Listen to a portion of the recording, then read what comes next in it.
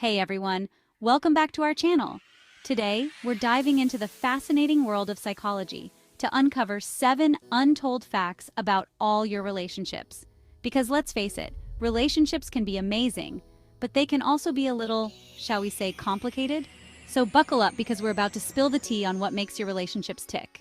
You know that feeling when your best friend is totally bummed, but they're trying to play it cool? That's the magic of nonverbal communication.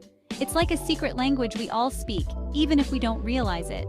We're talking about everything from those little eyebrow raises to the way we cross our arms when we're feeling a little closed off. Our bodies are constantly sending out signals, and believe me, they don't lie. Think about it.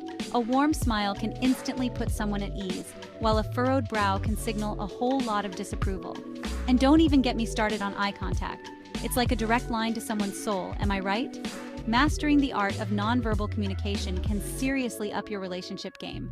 It's all about reading between the lines, understanding those unspoken messages, and responding in a way that builds trust and connection. Okay, let's talk attachment styles because this is where things get really interesting. Just like we have different personality types, we also have different ways of attaching to others in relationships. And guess what? These attachment styles can totally impact how our relationships unfold.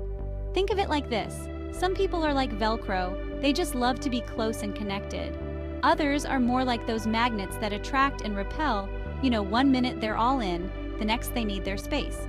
Then there are those who are a little more independent, like a lone wolf roaming free. They value their autonomy and can be a little hesitant to get too close too fast. But here's the catch. Sometimes our attachment styles can lead to those classic relationship patterns we've all experienced. The good news is that once we understand our own attachment style and how it influences our behavior, we can start to break those unhealthy patterns and build stronger, more fulfilling relationships. It's all about self-awareness, baby. Okay, folks, time for a little trip down memory lane. We're talking about how those early experiences, the good, the bad, and the awkward, can actually shape our relationship patterns later in life. Think about it. Our families are like our first classrooms for relationships. It's where we learn about communication, boundaries, conflict resolution, and all that jazz. But here's the thing. Not all classrooms are created equal. Some of us were lucky enough to grow up with healthy, supportive role models who taught us how to navigate relationships like a pro. But others, well, let's just say their relationship education might have been a little lacking. Whatever your experience, those early patterns can leave an imprint on how we approach relationships as adults. Awareness is key, people. By understanding how our childhood experiences have shaped our beliefs and behaviors, we can start to challenge those old patterns and create healthier, happier relationships.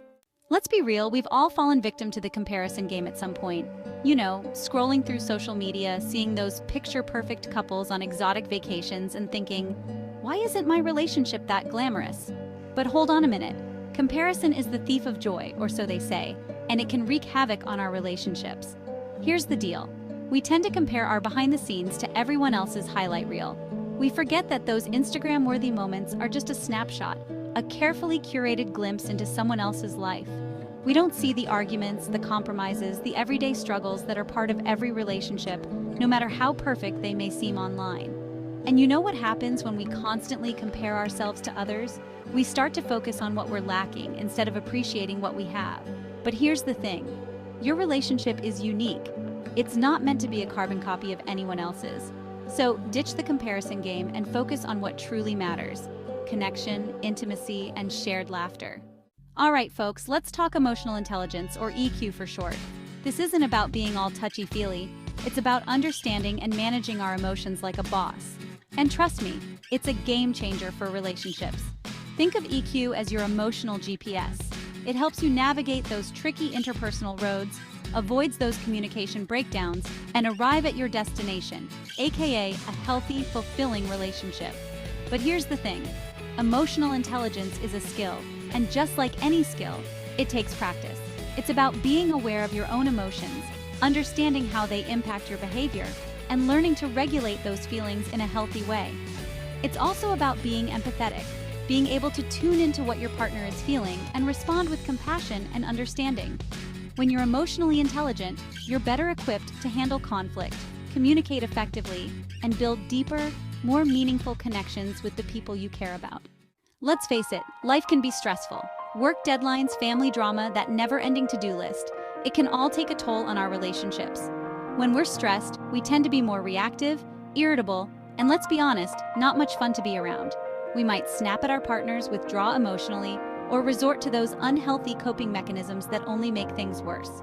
But here's the good news. We don't have to let stress sabotage our relationships. It's all about finding healthy ways to manage stress, both individually and as a couple. Think exercise, meditation, spending time in nature, or whatever helps you unwind and recharge. And remember, communication is key.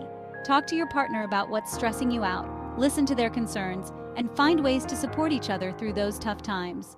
You know how some people are like walking dictionaries, always using the perfect words, while others communicate through interpretive dance and smoke signals? Okay, maybe not that extreme, but you get the point. We all have our own unique communication styles, and those styles can either strengthen or weaken our relationships. Some people are natural-born communicators. They're open, honest, and direct with their feelings. Others might be a little more reserved, preferring to process their emotions internally before sharing them with others. The key to healthy communication is understanding your own style and learning to adapt to your partner's. It's about finding a common language that allows you to express your needs, listen to each other's perspectives, and resolve conflicts in a constructive way. When you can master the art of communication, you create a foundation of trust, intimacy, and connection that can weather any storm.